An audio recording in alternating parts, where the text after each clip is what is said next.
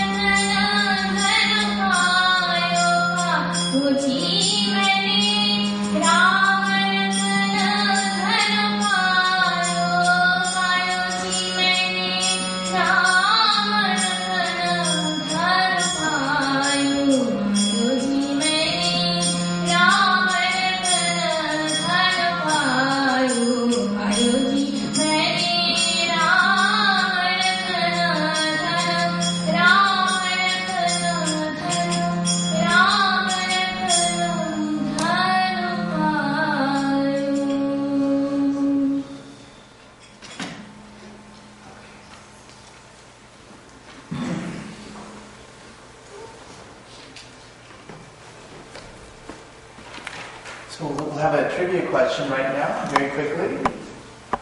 The question is, Swami Swahanji's father was a disciple of Holy Mother. What did Holy Mother tell Swami's father when he asked to become a monk?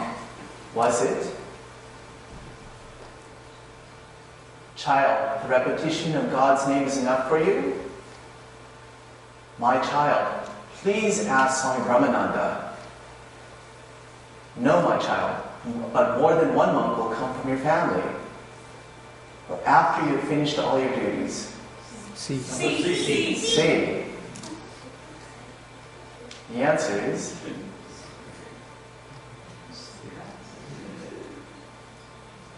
in fact, two did come. It was Swami Swahananda and his cousin Swami Priyabhatananda, Nishit Maharaj, who serves as a medical doctor in Delamat. Now I'd like to invite Dr. Jitendra Seshgiri. And is Mr. Kalal Ghosh here? If you can just sit.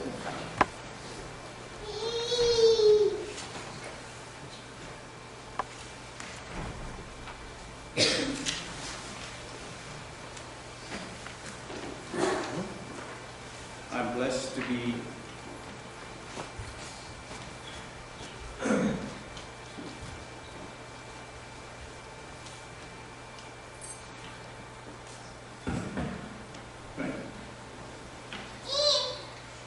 So I'm blessed to have been an initiated disciple of Swami Swahananda, and I'm grateful to Swami Harinamananda for leading me in that direction. People are generally curious to know about holy men and how they conducted their daily activities during their lifetime. They like to emulate the person's good qualities. It was to my good fortune that I had an occasion or two to serve Swami Swahananda personally. The first occasion was during his last visit to Toronto when he was very ill. So Swami Harinamananda had asked me to check him. So when I approached Swami Swahananda, I got a scolding from him. He asked me to go away. He said, "I know what you're going to say. All of you say the same thing." And then I shrunk back, and I was thinking to myself whether I should assert myself as a child to a parent or listen to the advice of the Guru. In his kindness, he called me back, and then he agreed to be examined. So we went to his room, and it was obvious that he was very ill at that time, and he would not accede to the advice of resting. I remember him saying, "We are sadhus, and our job is to talk morning to night. And if my health deteriorates or I die, it doesn't really matter. And so he continued, as some of you may recall, he continued to fulfill his duties here. He initiated many other devotees and continued to give his talks in spite of great suffering to himself. People continued to see him in his room at all times. He had very little time to rest, to such an extent that when he went back to the United States, he had to be hospitalized for some time. But out of his kindness and his generosity, he continued to fulfill the wishes of devotees here. The second occasion was a happier time when a bunch of us devotees, along with Swami Swahananda, went to Hollywood. And there we saw his love as a mother, as Swami Harinamananda said.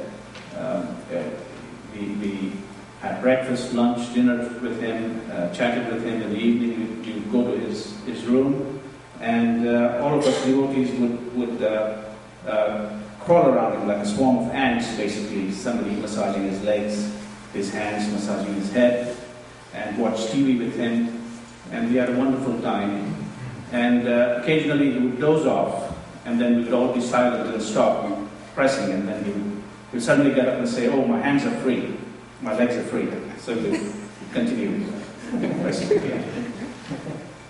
These are the two occasions that I personally had with Swami Swahananda. I would like to conclude with a prayer to the Guru.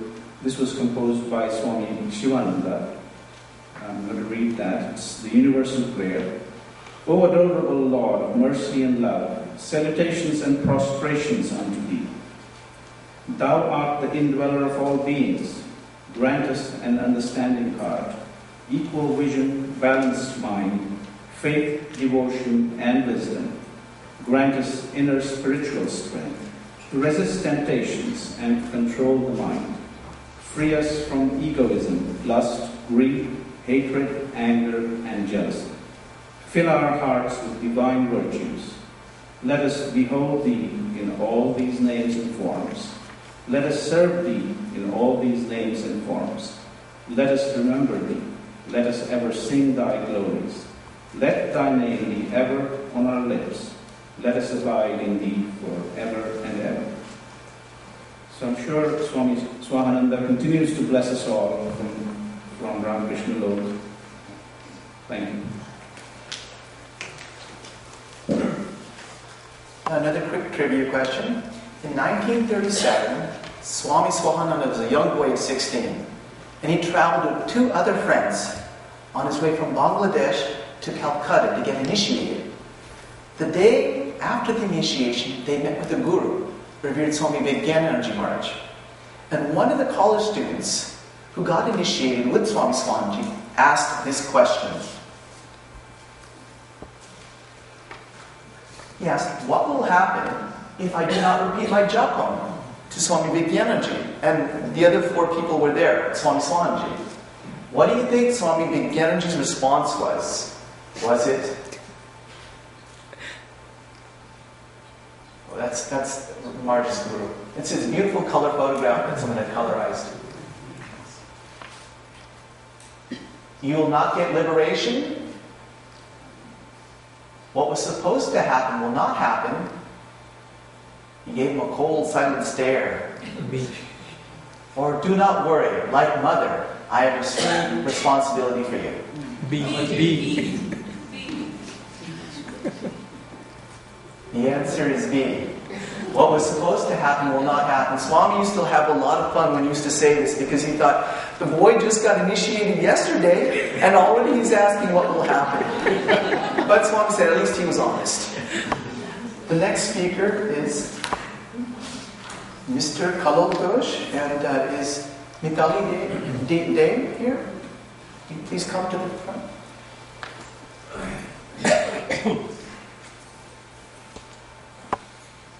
Thank you, Swamiji, for giving me an opportunity to reminisce on revered Swami Swahananda Ji Maharaj. Many in this room have had a long association with Swamiji, but my interaction with him was very brief. But it was long enough for Swamiji to leave a lasting impression, as he has done for all of us here. I first heard about Swami Swahananda Ji from our beloved Swami Harinamananda Ji Maharaj when I came to him for the spiritual initiation. It was early 2009 and Swamiji said, wait, a very senior Swami from the Hollywood Center is visiting Toronto and you should wait to get initiated by him. So I took his advice and I waited, and in the months and weeks leading up to his arrival, curiosity got the better of me and I started searching him on the internet. And sure enough, there was a lot of speeches and presentations at different locations, and what touched me was his very simple conversational style of communicating. He made everything seem so, comprehensible and interesting.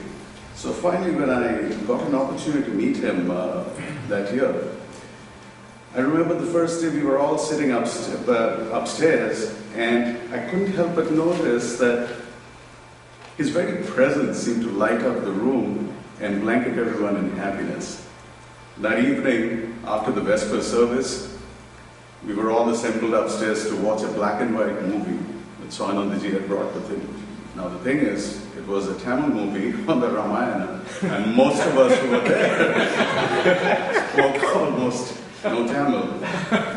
And so we were worried, how would we follow, but not under Swahananda Ji's watch.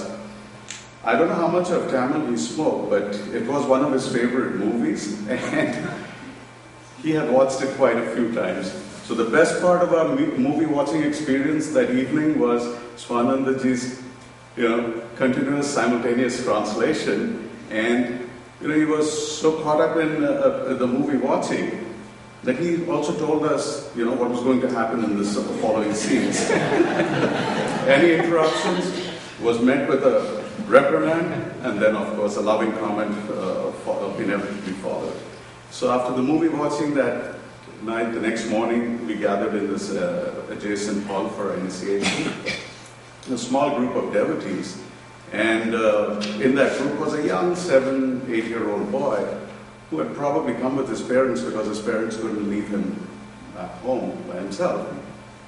The boy was sitting quietly in one corner, and Swahananda Ji spotted him, called him aside, and after a brief interaction, the boy comes smiling back to his parents saying, Swahananda Ji, Swamiji has agreed to initiate me too. The events that followed, we all went through it, and he made everything so simple and comprehensible for his 7-year-old mind. The boy was eager and excited, and he went through the initiation along with us. During that same trip, he took very ill, and Dr. Sheshgiri spoke about it, but nothing deterred him. He had incessant fits of coughing that prevented him from talking for any period of time. But he went through all his engagements through the day, initiating devotees during the daytime and sticking to his evening talking engagements. It took a serious turn, and he had to be hospitalized later when he had to cut short his trip. But the thing was, he had come here for Thakur Ma and Swamiji's work, and nothing would deter him from completing it. No amount of physical pain or discomfort. He just went through it. A year later, he returned despite his indifferent health at the invitation of Swamiji and many devotees. And one afternoon after lunch, he was recounting a whole series of information during India's post-independence period. And I was so surprised at not only the wealth of information that he had, but the clarity with which he recalled and analyzed them. And it was something that happened over 60 years ago. And I realized that behind that relaxed and casual exterior was such a sharp and beautiful mind. He was tolerant of different views, divergent views, and adapted his thinking, to the changing times. Behind his stern-faced exterior was also a keen sense of humor. That afternoon, he was offered a plate of fresh figs, and after having a couple of them, he immediately said, I like these better than blackberries and raspberries. Not only are they sweeter, but I don't have to contend with the aftermath of getting those pesky seeds out of my dentures. Despite his advanced age, Swamiji packed so much into a busy daily agenda. During the only opportunity I had to visit him in Hollywood, I saw him one morning presiding after breakfast over a meeting with other members discussing some issues concerning other centers. And at the meeting, he was recalling, discussions and figures and facts from earlier meetings, and he, guided the meeting to a conclusion. Right after that, he went, and there were a couple of aspiring monks. He sat down with them and, gave advice and guidance on some of their prescribed reading that was given to them. And then after that, followed to meet, a group of devotees who had suddenly shown up from out of town and had come to visit the center and also meet him. And then in the afternoon, he was busy working on his last book. He was trying to cut down a 548-page manuscript to a 350-page publisher-demanded book. And that was, hours of tedious job. And I was amazed to see that this was a man who had, seen his 90th birthday, and he was packing in so much in a day that probably others his age would, take a week or maybe more to do so. After that, in the evening, he kept time aside for us for dinner. But after dinner, we took turns in reading our passages from a book on the Holy Mother, and he kept on expanding and talking on the passages that we read and recounting incidents from the Holy Mother's life. When one of the devotees expressed concerns about following the right spiritual practice of japa and meditation, his simple advice was, keep up the regularity of practice and the sincerity of intent, and let Holy Mother take care of the rest. Now, while we were having all these discussions, that same 7-year-old was in the room, sitting and listening to all this with rapt attention.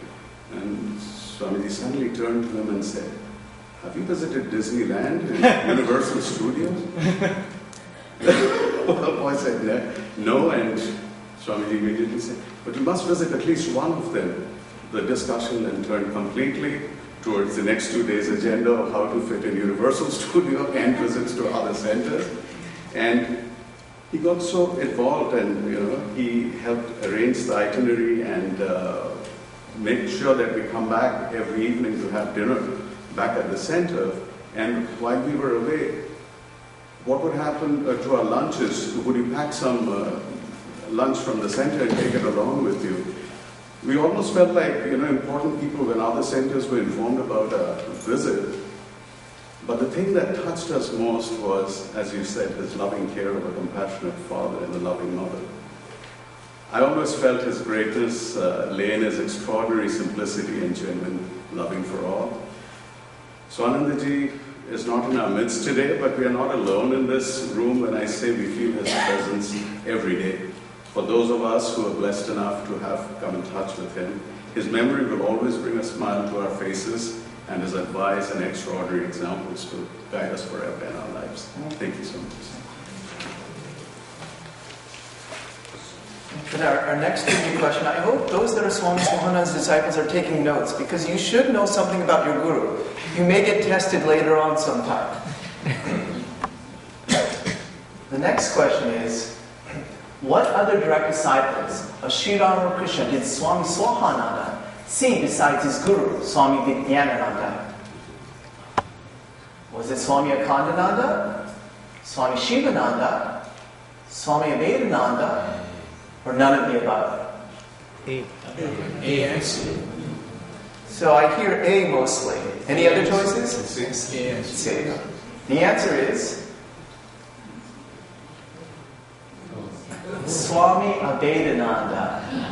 He saw Swami Abhedananda in 1936 on Ramakrishna's centennial anniversary in Bellarmine.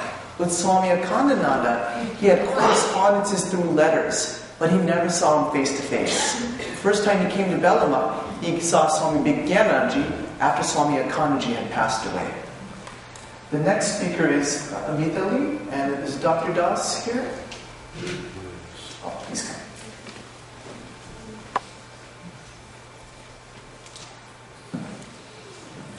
Thank you, Swamiji, for giving me the opportunity. Mine is at a very personal level, and only because I feel very blessed to know Swamiji. My first introduction, my first pranam to Swamiji was as a girl under 10 years old in Madras. And I'm intrigued by the fact that he showed you a Tamil movie, because our family relations was very close. My father and my mother are both disciples of Ramakrishna Mission with their gurus, and my father was brought up in the students' home environment and therefore connected to Swami Swahananda very much.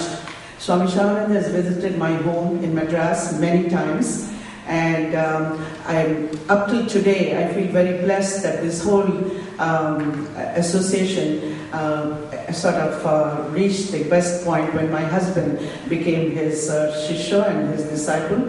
So Swami Swahananda is the guru of my husband Kanai, who's here as well.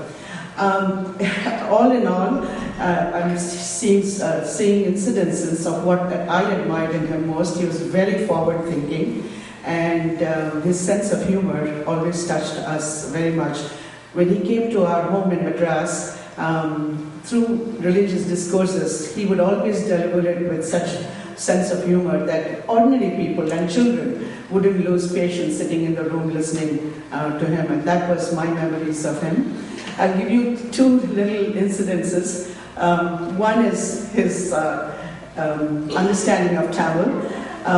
Swamiji found it very interesting that I could speak 3 languages at that age, under 10, Bengali, English and Tamil. So he would particularly use me to translate things that he couldn't.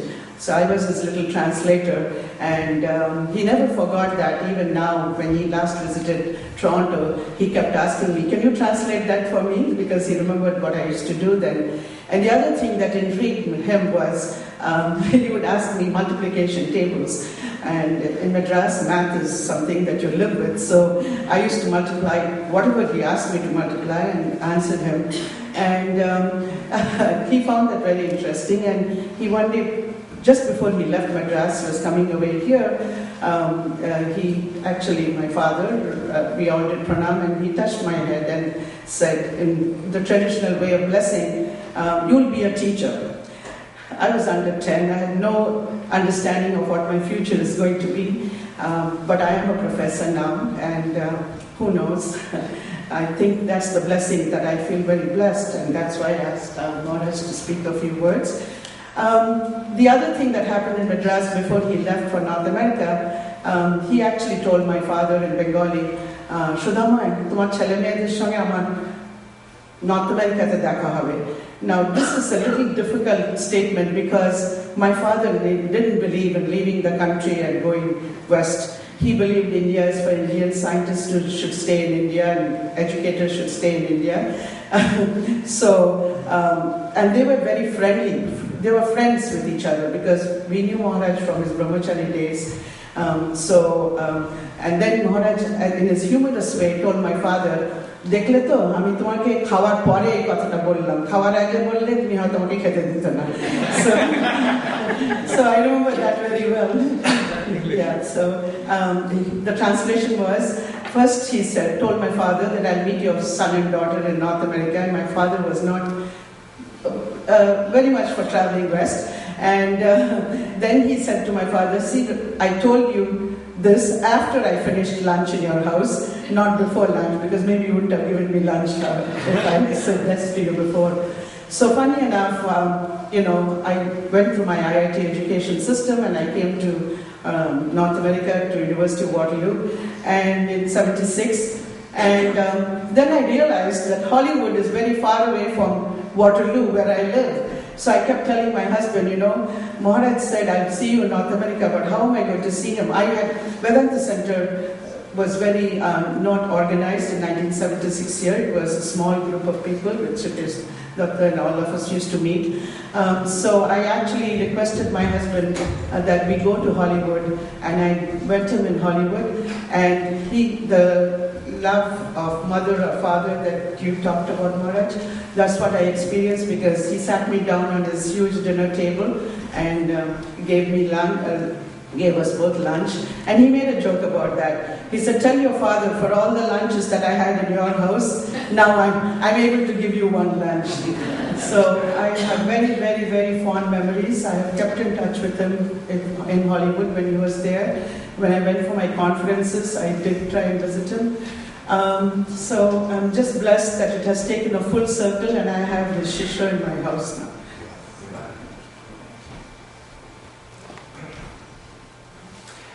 Swami Swahananda had a few mentors in spiritual lives. We call them upagurus. So in this question, we'd like you to identify which Swami gave this advice to Swami Swahananda.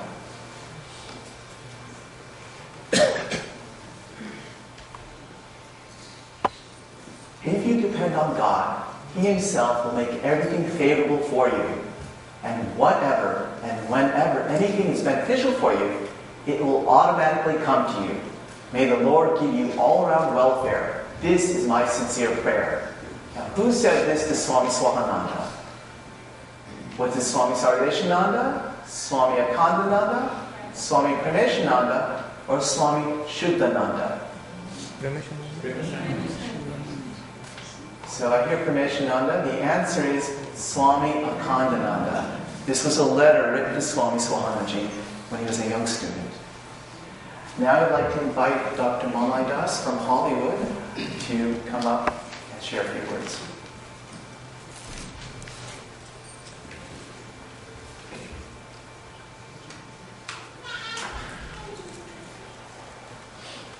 Good afternoon. Dear Swami Swahanandaji, Swami Harinamananda, and Swami Swahanandaji's disciples, devotees, and my friends.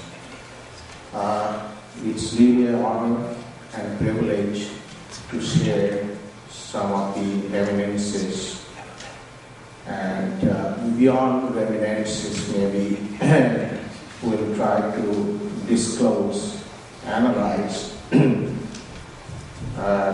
because sharing is always very inspiring, but it has a good side and the bad side. The bad side, everything was already told, very little left for me.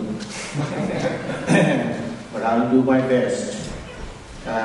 Just write a few lines and then I'll come to the real points, the practical applications, what I observed, because I was very fortunate.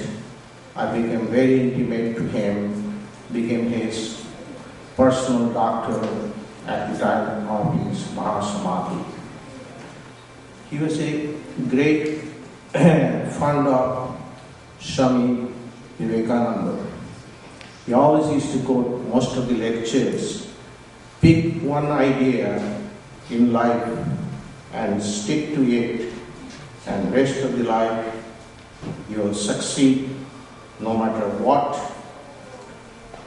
Pick one idea is Swamiji did to love Bhagavan Sri Ramakrishna, like the last word that Swami Akhandananda wrote to him. And he believed on that even on the 3 weeks before his departure in Austin or another place. He told, "See, I have given everything to Thakur. Everything I had, I have nothing personal anymore." This is the love, this is the devotion towards the Thakur that Swami Swahananda had.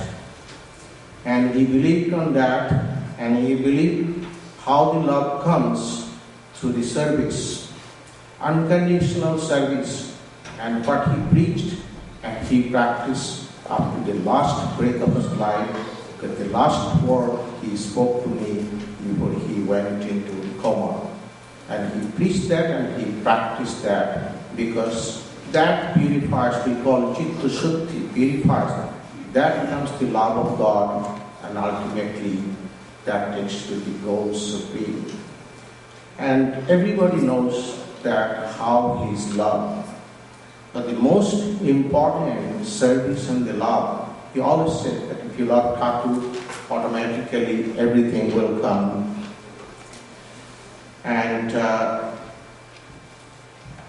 so one thing, after two serious things, then I'll try to explain and my analysis, and I talked to him about that. I was very fortunate that in the last his visit, I happened to be here, and I watched every single of his tapes until the departure, and we met at the airport, and then he went to Washington DC, and I went back to Los Angeles. About the initiation, everything was told, but was the little funny thing, he always used to get a little tickled because he was communicating with Swami Akhandanandaji. So he said, I'll just take the initiation from Swami Akhandanandaji, nobody else. President, something he said that, but by the time he arrived at Belur, he passed away, so naturally he had to take the initiation. Some of his friends were told, Swami Vivekanandaji is here, just take the initiation. He says, no, I'll take Swami Akhandanandaji. So by the time that he arrived, he passed away and he took the initiation. Right after the initiation, some of his friends said, see, I told you to take the initiation of the Swami Vivekanandaji. He says, I didn't decline that. I said, I'll take the initiation for the President Maharaj. Whoever the President Maharaj. Now he is President Maharaj, I'll take the initiation. There's nothing wrong with that. He was very clever. Very, very clever, you know. That, and the most important is that Jnana Yogi, the lecture that he started all over the world. There was a very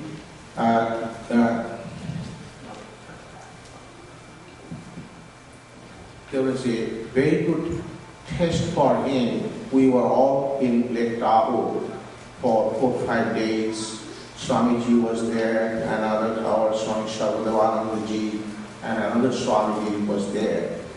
Then he said, and some of them were insisting him, we want to know your personal experience, and etc., etc. You know, the Swamiji from the Ramakrishna order, they don't disclose that, they don't talk about that. They finally says, okay, since you are pushing me, I'll tell you something. He said, when I was in Madras, that all of a sudden there was a very, very important meeting, and one of the speakers kind of dropped out at the last minute, and they couldn't find the replacement, and they chose Swami Swahanandaji, and was given like a 3 or 4 or 5 days time.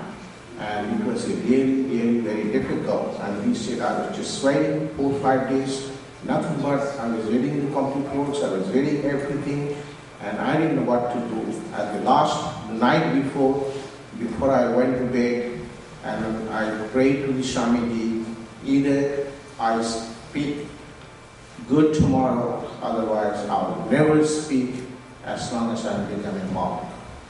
And thank God, same night, Swami Vivekananda came with Danda and so Swami Swahanandaji, go ahead, don't worry, I'll be with you. And he just woke up. He was not sure, was it meditating, was it vision, or the dream, but he has all power, and he went back forward with the lecture, and that lecture was just outrageous, wonderful, and he said, my life started since then. So he loved Thakur in a different ways, you know. Even the initiation, that we're talking about the initiation, I just remember that while I was sitting, he had a very bad brain surgery in 1999, 29th January. He was in intensive care unit. That was a Saturday night he had a surgery, and Sunday he woke up and we went to see him, but he has some commitment giving initiation to Hollywood. And he suddenly remembered 8, 9 o'clock, he said, where are those people? He said, they're all Hollywood because they didn't know that you were sick, have them come.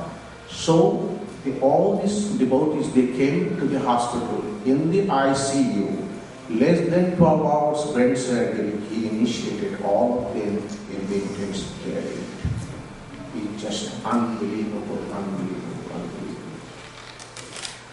And one thing that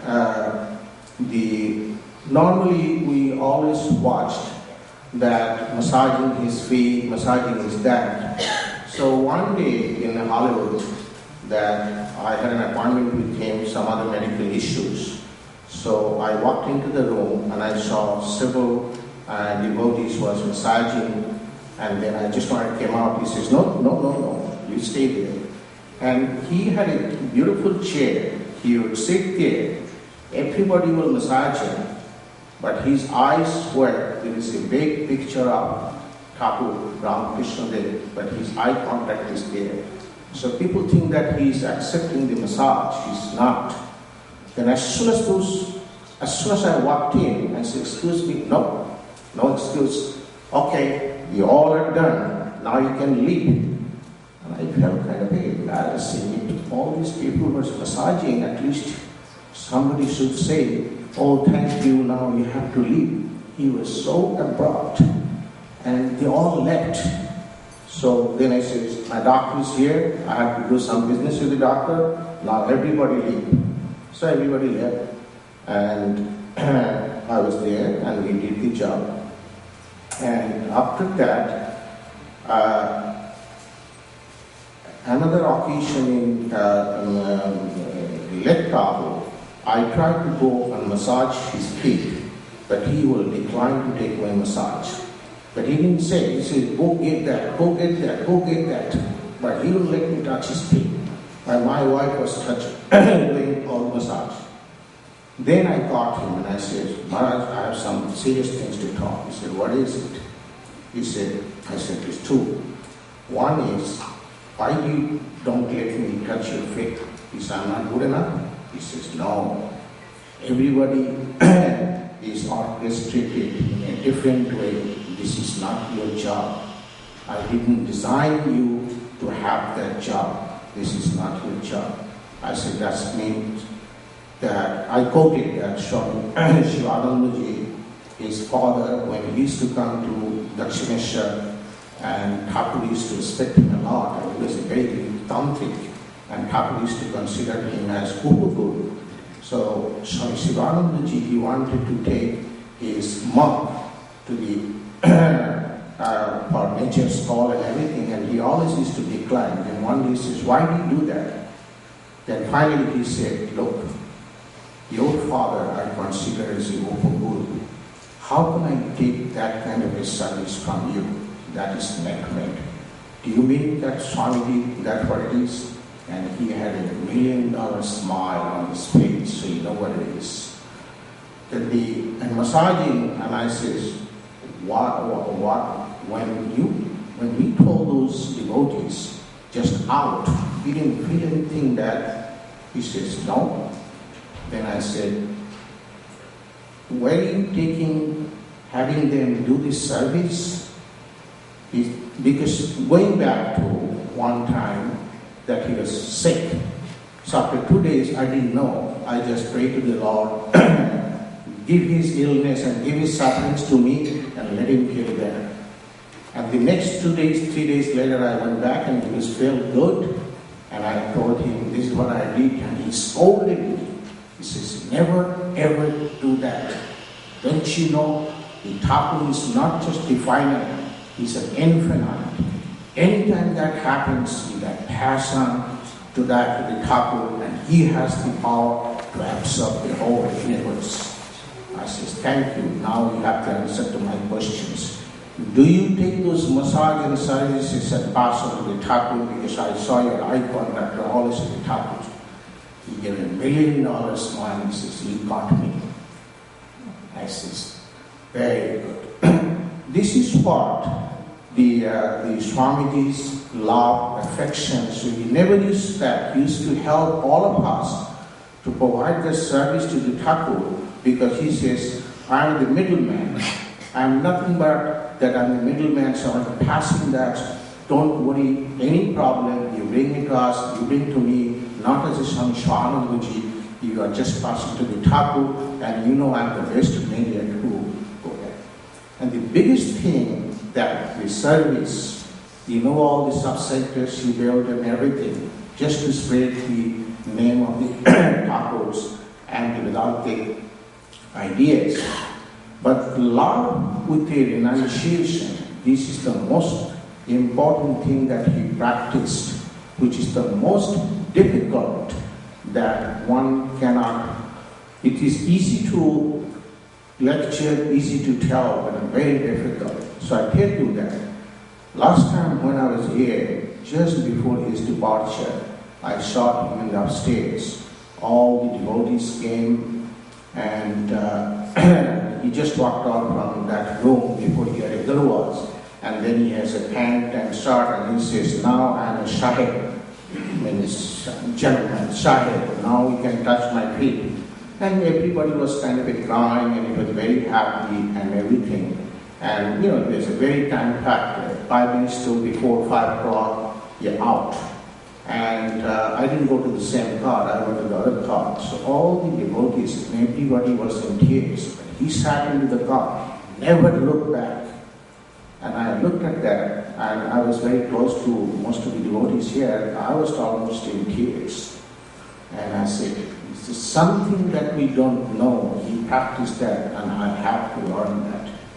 And believe me or not, the moment I reached the airport, it seemed like that he hasn't been to the Toronto. No, this is just impossible. There's nothing. I said, then same thing happened in Dallas next year. Then I asked him, how do you do that? How do you renounce? How do you practice these things? He said, it's a very difficult job. But if you see the tattoo in the face of every devotee, and if you have better things to hold on, you love, but I have a better love. I have a better things to love. So you just pass this love. It's like you're taking a jalebi you love, but if someone is waiting a big Rajbhog, it is a sweet, that is also sweet. So that's the way that we have to practice love at the same time renunciation or overcome the love. Because if you get attached to these individual persons, then you are caught. Then you cannot get out of this bondage. I says, what happened to that your beloved Swami, the other people died? Don't you have feelings? He says, yes, I do. But the difference between you householders and me, that you may have the days and the weeks, but for me, maybe a day or the hours. So this is a very, very difficult to practice that he taught, and I tried to learn with him in so many ways that I could learn from him. The other great qualities that he has had, he never deprived anybody. He accepted everyone as is. That is the one of the best quality he has had. That's why Swahananda I noticed that in his life. And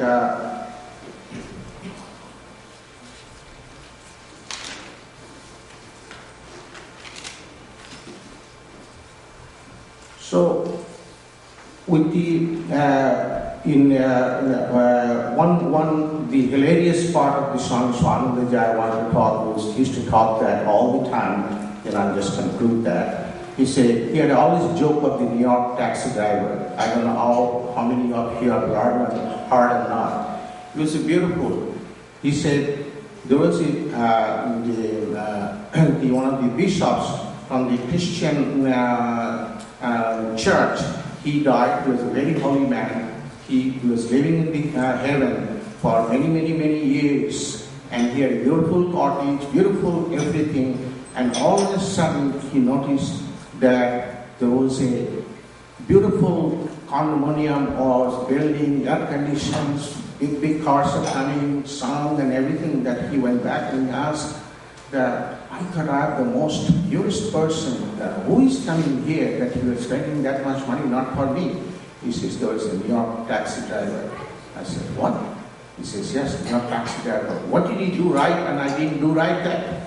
He said, see, like Harinamananda yesterday said, that you gave the Sunday lecture. After 45 minutes, nobody was thinking of God. Majority of us were sleeping. So in New York, in taxi, once you get in there, if you're a Hindus, you take the name of the Hindus, the gods. The Christian takes the name of the Christian. Jesus, the Muslims will take the name of the Islam, everything. So the man gets, and they're pure. They think that 100%. So naturally, he's more holier than you. So he got the message. Anyway, there's no end of it, but I miss him really physically. He's helping more now and guiding more than when he was here. And I feel that much in it. So the Guru never dies. The Guru goes within us. He cannot leave us and we cannot be detached from him. This is the how that I remember, and every second of life. I miss him a lot because every time he's in trouble, they'll call my home and the word will say, Acha Malay, but I miss that word. Thank you.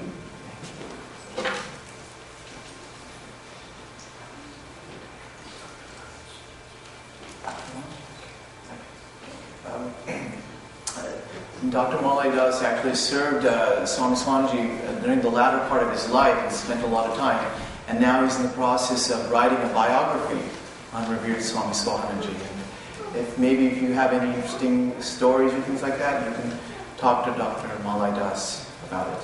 Now, we'll have a presentation on Swami Swahananda's visit, a video presentation done by Unsha Saha on his visits to the Toronto Centre. On this screen over here.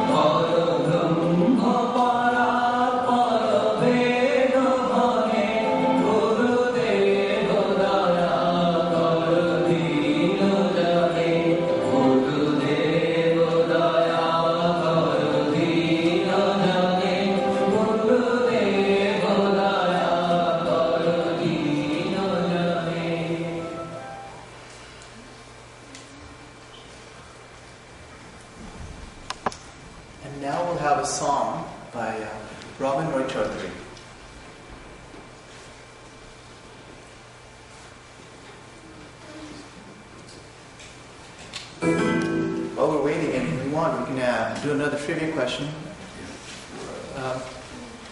And again, who said this to Swami Swahananda? When Swami Swahananda asked how to comfort grief-stricken people who come to him for solace, this Swami said, you don't have to say anything. During all these years of your monastic life, you must have found some inner peace. When bereaved people come to you, they will benefit from the peaceful state of your mind. Just by being in your presence, their minds will gradually become calm and peaceful. Now, this was stated in the video, so everybody should know this.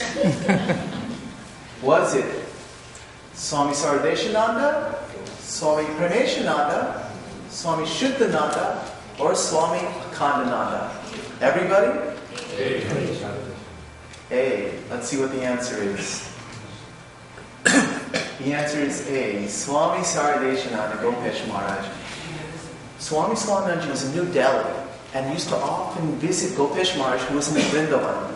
And it was at times when he was in crisis, he would go to Gopesh Maharaj and ask for advice, like a father to a child.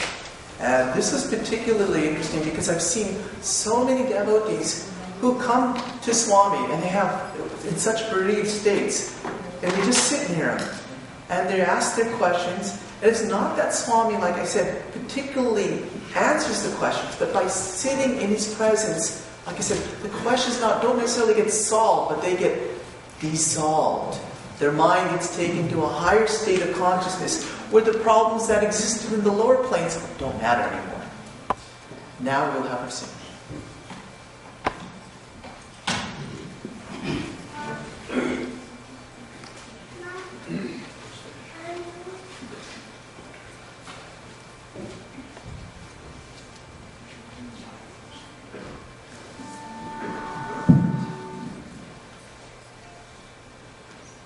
Shantam Shudhiram Ujjalamadhuram Kanchana Pankaja Snigdham Ruchiram Shantam Shudhiram Ujjalamadhuram Kanchana Pankaja Snigdham Ruchiram Vitarita Paramanandam Vitarita Sankata Paramanandam Nomi Gurum Sri Gauragovinda Nomi Gurum Sri Gauragovinda Nomi Gurum Sri Gauragovinda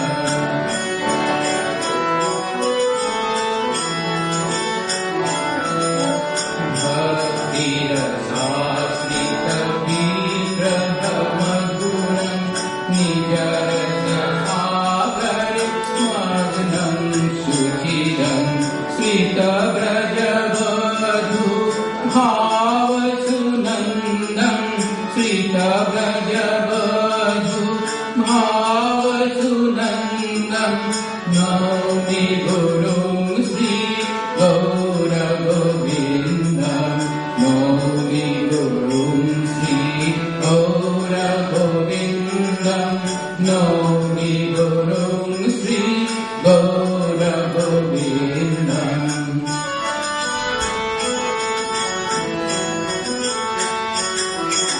Vidrita Sanyasa Visham Madhuram Vihapita Vishayaja Visham Shuduram Sharanagata Jana Mochita Bandham Sharanagata Jana Mochita Bandham Naumi Gurum Sri Gauragovinda Naumi Gurum Sri Gauragovinda Naumi Gurum Sri Gauragovinda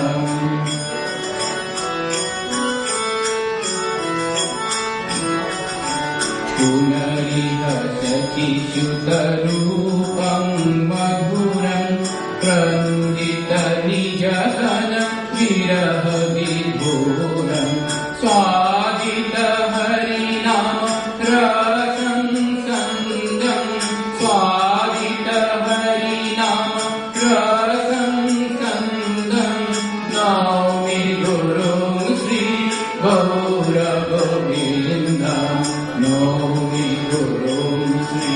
Gaura Govindam Naumi Gurung Sri Gaura Govindam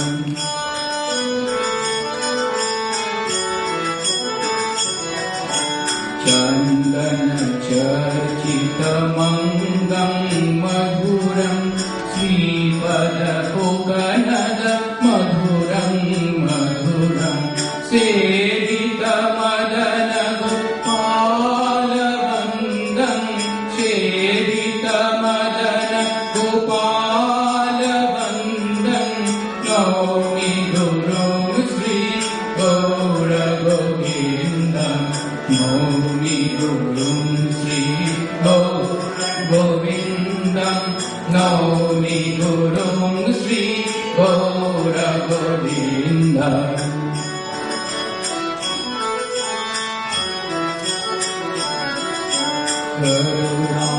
Karunavanaruci Murtam Madhuram Nirhetu Kripaya Patito Dharam Swadita Haripada Madhuni Chandam Swadita Haripada Madhuni Chandam Naumi Gurung Sri Gaura Govindam Naumi Gurung Sri Gaura Govindam Naumi Gurung Sri Gaura Govindam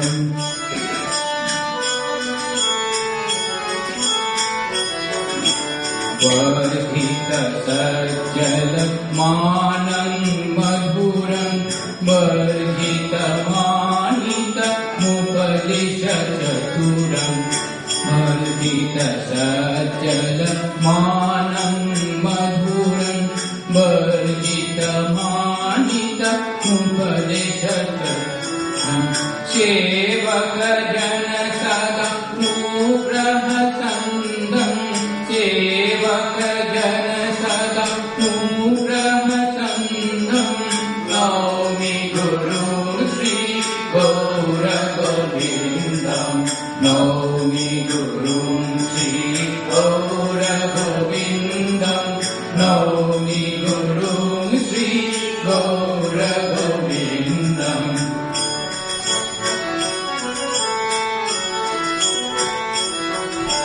Amrita Sinchita Bhashitam Madhuram Chandrika Lanchita Bhashitam Madhuram Pritiryashmin Chandranandam Pritiryashmin Chandranandam Naumi Gurung Sri Gaura Govindam Naumi Gurung Sri Gaura Govindam Naumi Gurung Sri Gaura Govindam Naumi Gurung Sri Gaura Govindam Naumi Gurung Sri Gaura Govindam Naumi Gurung Sri Gaura Govindam Naumi Gurung Sri Gaura Govindam Naumi Gurung Sri Gaura Govindam.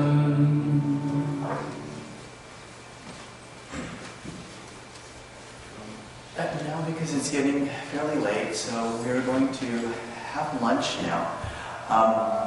At 2 o'clock, we're going to show a video. It's called Mad About God. It was a video that we created in Hollywood. And to me, it's one of the premier videos that we've made in our Ramakrishna order. It talks about spiritual life, the essence of spiritual life, about the mantra, about meditation. Who was Sri Ramakrishna? You will see Swami Shraddhananda, disciple Swami Shivananda in Sacramento, Swami Prabhavananda, rare clips of Swami Prabhavananda in the Vedanta site of Southern California, Swami Ritajananda from France, Swami Swahananda, and Swami Swahananda, who was in Berkeley, who many people considered a highly elevated soul. There's just Swami Bhuteshanandaji is also there. It's 32 minutes. And if you really want to know the essence of spiritual life, it covers the essence. And to me, it's one of the most beautiful things that we have done. It'll be shown at 2 o'clock. I'd like to have Swahananda please give the closing chant.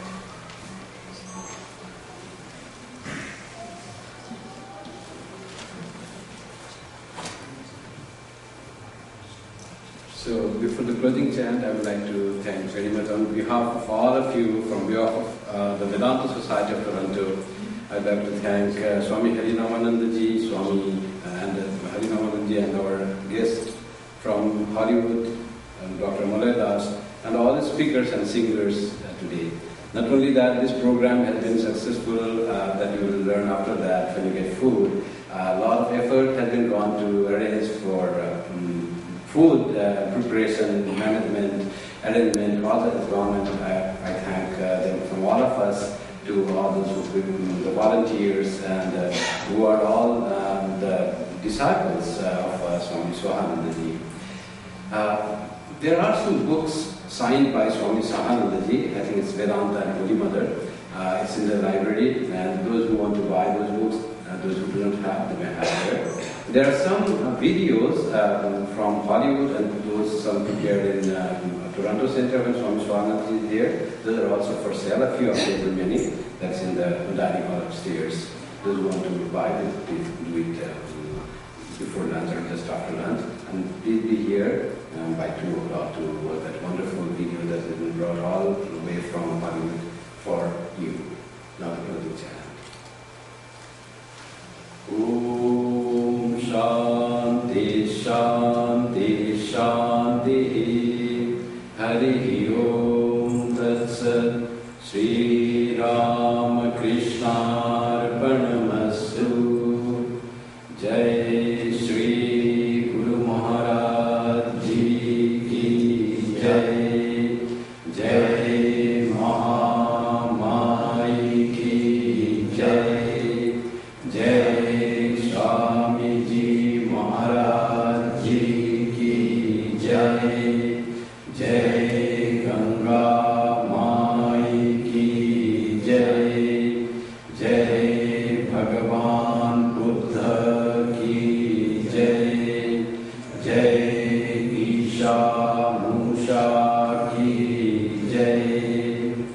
Sarva Saratu Durgani Sarvo Bhadrani Pashyatu Sarva Sat Buddhimapnotu Sarva Sarvatra Nandatu. Hari Om Tat Sat. May all be freed from dangers.